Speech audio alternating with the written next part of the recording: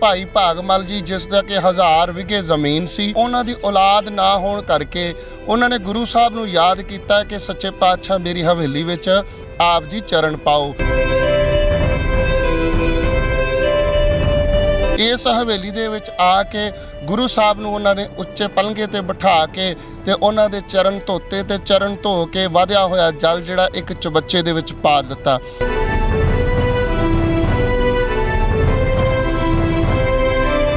ਤੁਸੀਂ ਦੇਖ ਸਕਦੇ ਹੋ ਇਹ ਉਹ ਚਬੱਚਾ ਹੈ, ਉੱਪਰ ਢੱਕਿਆ ਹੋਇਆ ਇਸ ਕਰਕੇ ਵੀ ਕੋਈ ਘੱਟਾ ਮਿੱਟੀ ਅੰਦਰ ਨਾ ਜਾਵੇ। ਇਹ ਉਹ ਚਬੱਚਾ ਹੈ ਜਿਸ ਚਬੱਚੇ ਵਿੱਚ ਗੁਰੂ ਸਾਹਿਬ ਜੀ ਦੇ ਚਰਨ ਧੋ ਕੇ ਤੇ ਭਾਈ ਭਾਗਮਲ ਜੀ ਨੇ ਜਲ ਇਸ ਚਬੱਚੇ ਦੇ ਵਿੱਚ ਪਾ ਦਿੱਤਾ ਸੀ।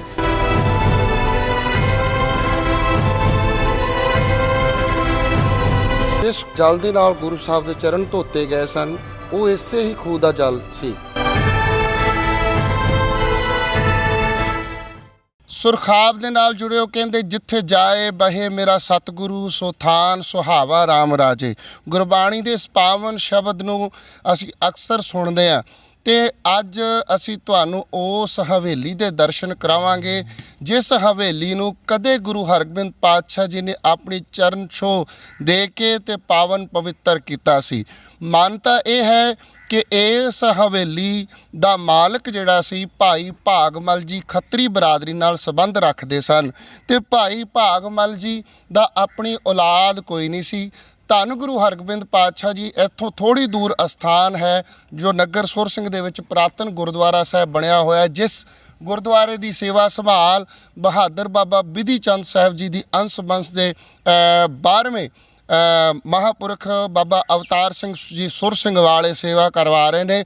ਉਸ ਅਸਥਾਨ 'ਤੇ ਗੁਰੂ ਹਰਗੋਬਿੰਦ ਪਾਤਸ਼ਾਹ ਜੀ ਜੰਗਾਂ ਯੁੱਧਾਂ ਦਾ ਸਮਾਂ ਸੀ ਤੇ ਇਹ ਸੁਰ ਸਿੰਘ ਦੀ ਧਰਤੀ 'ਤੇ ਆਉਂਦੇ ਨੇ ਤੇ ਜਦੋਂ ਸੁਰ ਸਿੰਘ ਦੀ ਧਰਤੀ 'ਤੇ ਆਉਂਦੇ ਨੇ ਭਾਈ ਭਾਗਮਲ ਜੀ ਜਿਸ ਦਾ ਕਿ 1000 ਵਿਗੇ ਜ਼ਮੀਨ ਸੀ ਤੇ ਇਹ ਹਵੇਲੀ ਜਿਹੜੀ ਆ ਇਹ ਹਵੇਲੀ ਉਹਨਾਂ ਦੀ ਸੀ। ਸੋ ਮੰਨਿਆ ਜਾਂਦਾ ਹੈ ਕਿ ਉਹਨਾਂ ਦੀ ਔਲਾਦ ਨਾ ਹੋਣ ਕਰਕੇ ਉਹਨਾਂ ਨੇ ਗੁਰੂ ਸਾਹਿਬ ਨੂੰ ਯਾਦ ਕੀਤਾ ਕਿ ਸੱਚੇ ਪਾਤਸ਼ਾਹ ਮੇਰੀ ਹਵੇਲੀ ਵਿੱਚ ਆਪ ਜੀ ਚਰਨ ਪਾਓ ਤੇ ਧੰਨ ਗੁਰੂ ਹਰਗੋਬਿੰਦ ਪਾਤਸ਼ਾਹ ਜੀ ਉਸ ਜਗ੍ਹਾ ਤੋਂ ਲੈ ਕੇ ਆਉਂਦੇ ਨੇ। ਭਾਈ ਭਾਗਮਲ ਜੀ ਇਸ ਜਗ੍ਹਾ ਤੇ ਪਹੁੰਚਦੇ ਨੇ ਜਿਸ ਜਗ੍ਹਾ ਤੇ ਅਸੀਂ ਖੜੇ ਆ, ਇਸ ਹਵੇਲੀ ਦੇ ਵਿੱਚ ਪਹੁੰਚਦੇ ਨੇ।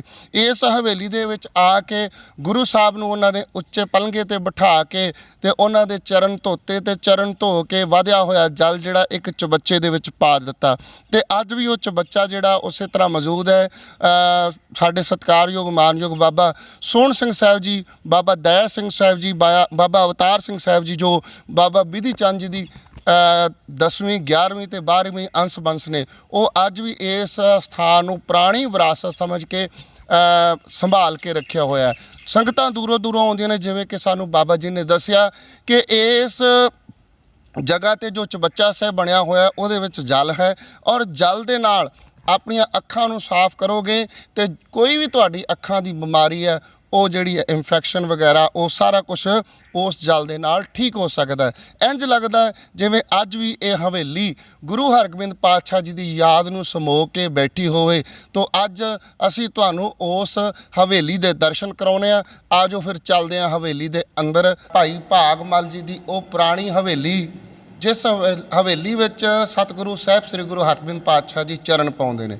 ਤੋਂ ਆਓ ਸਾਡੇ ਨਾਲ ਬਾਬਾ ਜੀ ਮੌਜੂਦ ਨੇ, ਇਹਨਾਂ ਦੇ ਨਾਲ ਕਰਦੇ ਹਾਂ ਗੱਲਬਾਤ ਤੇ ਇਸ ਹਵੇਲੀ ਦੇ ਇਤਿਹਾਸ ਬਾਰੇ ਜਾਣਦੇ ਹਾਂ ਜੀ। ਬਾਬਾ ਜੀ ਵਾਹਿਗੁਰੂ ਜੀ ਕਾ ਖਾਲਸਾ ਵਾਹਿਗੁਰੂ ਜੀ ਕੀ ਫਤਿਹ। ਹਾਂਜੀ ਪਾਸ਼ੋ ਪਾਓ ਸਾਂਝ ਸਾਡੇ ਨਾਲ ਇਸ ਹਵੇਲੀ ਦੇ ਇਤਿਹਾਸ ਬਾਰੇ। ਇਹ ਉਹ ਹਵੇਲੀ ਹੈ ਜਿਹੜੀ ਭਾਗਮਲ ਨੇ ਮੀਰੀ ਪੀਰੀ ਦੇ ਮਾਲਕ ਗੁਰੂ ਹਰਗੋਬਿੰਦ ਮਹਾਰਾਜ ਨੂੰ ਭੇਟਾ ਕੀਤੀ ਸੀ ਜੀ। 1000 ਵਿਗਾ ਜ਼ਮੀਨ ਇਹ ਹਵੇਲੀ। ਭਾਗਮਲ ਨੇ ਬੇਨਤੀ ਕੀਤੀ ਤੀ ਮਹਾਰਾਜ ਆਪ ਪੱਕੇ ਤੌਰ ਤੇ ਰਹਿ ਕੇ ਟਿੱਕੀ ਦਾ ਪ੍ਰਚਾਰ ਕਰੋ ਜੀ।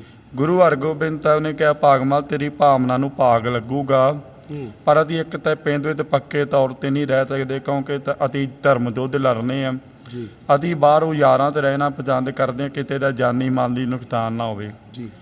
ਫਿਰ ਮਹਾਰਾਜ ਜੀ ਨੇ ਇਹ ਹਵੇਲੀ ਦੀ ਭੇਟਾ ਨੂੰ ਕਬੂਲ ਕਰਕੇ ਫਿਰ ਜਦੋਂ ਤਦਗੁਰੂ ਦੀ ਕੀਰਤਪੁਰ ਸਾਹਿਬ ਦੀ ਧਰਤੀ 'ਤੇ ਆਪਣਾ ਪੰਜ ਕਪੂਤਕ ਚੋਲਾ ਤਿਆਗਣ ਲੱਗੇ ਜੀ, ਮਹਾਰਾਜ ਜੀ ਨੇ ਆਪਦਾ ਪਰਿਵਾਰ ਗੋਂਦਵਾਲ ਭੇਜਤਾ। ਗੁਰੂ ਤੇਗ ਬਹਾਦਰ ਨੂੰ ਬਾਬਾ ਬਕਾਲਾ ਤਾਂ ਭੇਜ ਦਿੱਤਾ ਆਪਦੀ ਇਤਿਹਾਸ ਤੋਂ ਜਾਣੂ ਉਹ ਫਿਰ ਡੇਰੇ ਬਾਬਾ ਬਿਰੀ ਤਾਂਦੀ ਦੇ ਤਪੁੱਤਰ ਤੀ ਬਾਬਾ ਲਾਲ ਤੰਦ ਦੀ ਨੂੰ ਮਹਾਰਾਜ ਜੀ ਨੇ ਇਸ ਹਵੇਲੀ ਵਿੱਚ ਭੇਜਿਆ।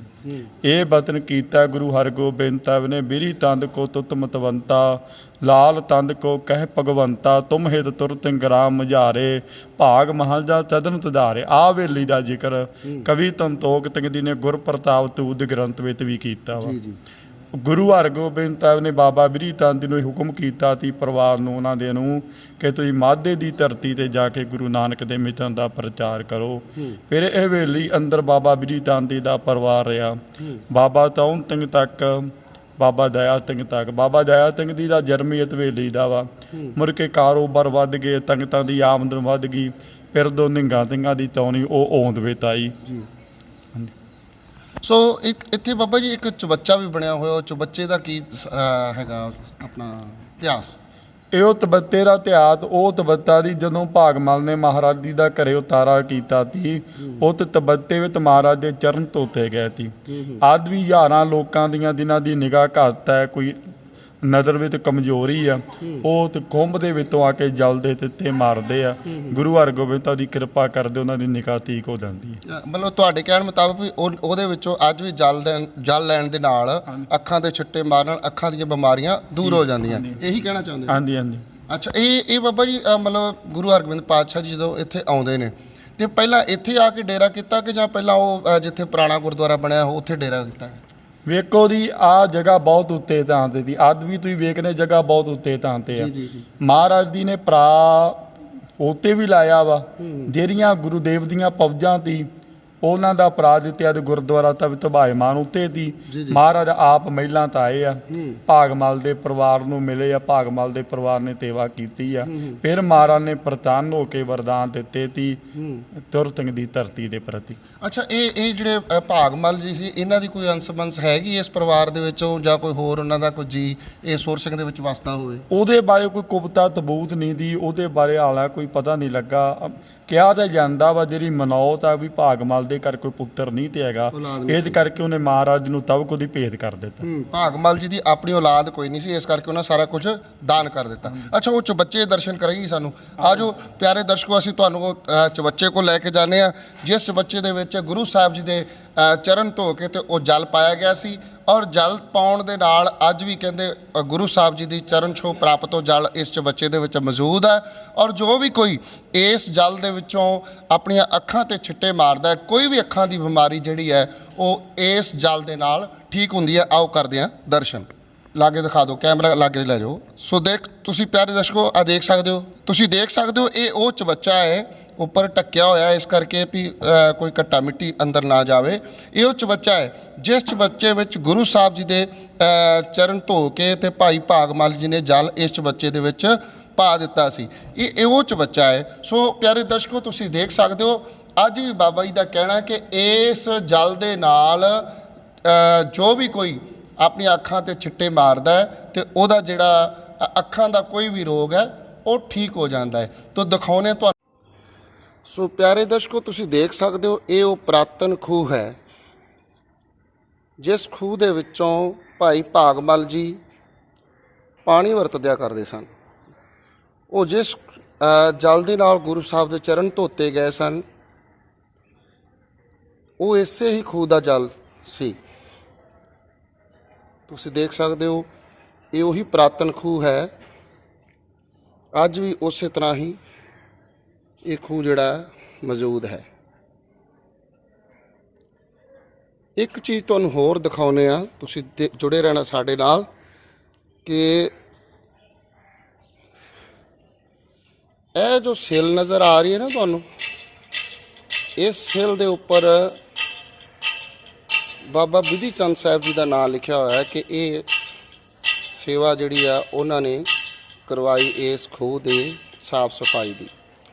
ਉਸ ਤੋਂ ਬਾਅਦ ਭਾਈ ਭਾਗਮਲ ਜੀ ਕੋਲੋਂ ਗੁਰੂ ਹਰਗੋਬਿੰਦ ਪਾਤਸ਼ਾਹ ਜੀ ਨੂੰ ਇਹ ਖੂਹ ਸਮੇਤ 10 ਵਿਗੇ ਜ਼ਮੀਨ ਦਾਨ ਵਿੱਚ ਮਿਲੀ। ਇਹ ਪਵਿੱਤਰ ਨਿਸ਼ਾਨ ਸਾਹਿਬ ਉਹਨਾਂ ਦੀ ਹੀ ਯਾਦ ਵਿੱਚ ਹੈ। ਹਵੇਲੀ ਦੇ ਦਰਸ਼ਨ ਤੁਸੀਂ ਕਰ ਰਹੇ ਹੋ ਨਾਲ ਨਾਲ।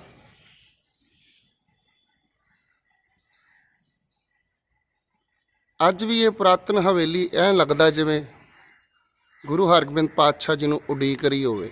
ਤੁਸੀਂ ਦੇਖ ਸਕਦੇ ਹੋ ਤਸਵੀਰਾਂ ਦੇ ਵਿੱਚ ਕਿ ਪੁਰਾਣੀਆਂ ਇੱਟਾਂ ਦੀ ਬਣੀ ਹੋਈ ਇਹ ਹਵੇਲੀ, ਇਸ ਨੂੰ ਦੁਬਾਰਾ ਉਸੇ ਹੀ ਦਿੱਖ ਦੁਆਰਾ ਦਿਖਾਇਆ ਗਿਆ ਹੈ ਜਿਸ ਤਰ੍ਹਾਂ ਪੁਰਾਤਨ ਸੀਗੀ।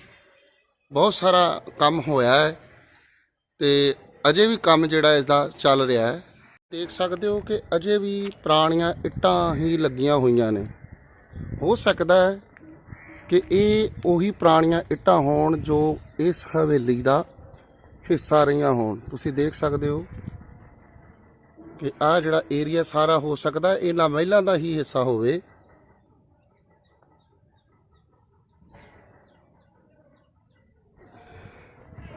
ਆ ਕੁਛ ਹਿੱਸਾ ਜਿਹੜਾ ਢਹਿ ਢੇਰੀ ਹੋ ਚੁੱਕਾ ਹੈ। ਤੁਸੀਂ ਦੇਖ ਸਕਦੇ ਹੋ ਆ ਜਿਹੜਾ ਹਿੱਸਾ, ਤੇ ਇਹ ਉਹ ਪੁਰਾਤਨ ਹਵੇਲੀ ਦਾ ਅਸੀਂ ਨਜ਼ਾਰਾ ਤੁਹਾਨੂੰ ਦਿਖਾ ਰਹੇ ਹਾਂ ਜੋ ਭਾਗਮਲ ਜੀ ਨੇ ਗੁਰੂ ਸਾਹਿਬ ਜੀ ਨੂੰ ਦਾਨ ਕੀਤੀ ਸੀ।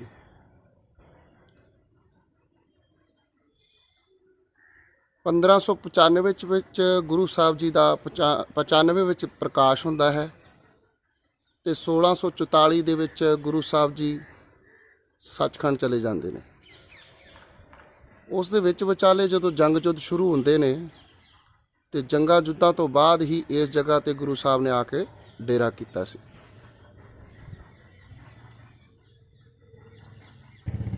ਇਹ ਤੁਸੀਂ ਗਲੀ ਦੇਖ ਸਕਦੇ ਹੋ, ਇਹ ਦੋ ਗਲੀਆਂ ਨੇ, ਇੱਕ ਇਹ ਗਲੀ ਹੈ ਔਰ ਅੱਜ ਵੀ ਇੱਥੇ ਨਾਨਕਸ਼ਾਹੀ ਇੱਟਾਂ ਹੀ ਲੱਗੀਆਂ ਹੋਈਆਂ ਨੇ, ਛੋਟੀਆਂ ਛੋਟੀਆਂ ਇੱਟਾਂ ਲੱਗੀਆਂ ਹੋਈਆਂ ਨੇ।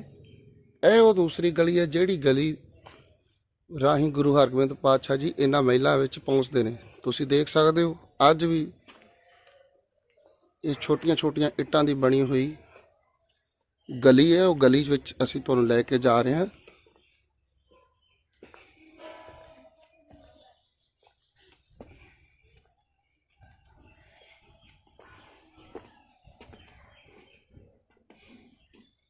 ਜੇਕਰ ਗੁਰੂ ਸਾਹਿਬ ਇਸ ਹਵੇਲੀ ਵਿੱਚ ਆਉਂਦੇ ਨੇ ਤੇ ਇਸੇ ਹੀ ਗਲੀ ਦਾ ਜਿਹੜਾ ਉਹ ਵਰਤੋਂ ਕੀਤੀ ਹੋਵੇਗੀ। ਤੁਸੀਂ ਦੇਖ ਸਕਦੇ ਹੋ ਕਿ ਜਿਵੇਂ ਜਿਵੇਂ ਮੈਂ ਗਲੀ ਦੇ ਬਾਹਰ ਆ ਰਿਹਾ ਜ਼ਮੀਨ ਨੀਵੀਂ ਹੁੰਦੀ ਜਾ ਰਹੀ ਹੈ ਔਰ ਇੱਥੇ ਆ ਕੇ ਗਲੀ ਜਿਹੜੀ ਹੈ ਉਹ ਇਸ ਸਾਈਡ ਨੂੰ ਮੁੜ ਜਾਂਦੀ ਹੈ ਤੇ ਆਹ ਗਲੀ ਦਾ ਏਰੀਆ ਤੇ ਇਹ ਆ ਜਾਂਦਾ ਗੁਰੂ ਹਰਗੋਬਿੰਦ ਪਾਤਸ਼ਾਹ ਜੀ ਦਾ ਉਹ ਸਥਾਨ ਜਿਸ ਸਥਾਨ ਤੋਂ ਗੁਰੂ ਸਾਹਿਬ ਭਾਈ ਭਾਗਮਲ ਦੇ ਘਰ ਜਾਂਦੇ ਨੇ।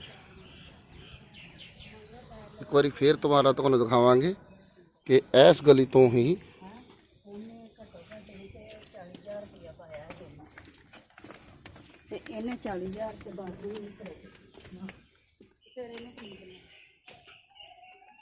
ਇਹੀ ਉਹ ਗਲੀ ਹੈ ਜਿਸ ਗਲੀ ਥਾਣੀ ਗੁਰੂ ਹਰਗੋਬਿੰਦ ਪਾਤਸ਼ਾਹ ਭਾਈ ਭਾਗਮਲ ਜੀ ਦੇ ਘਰ ਜਾਂਦੇ ਨੇ।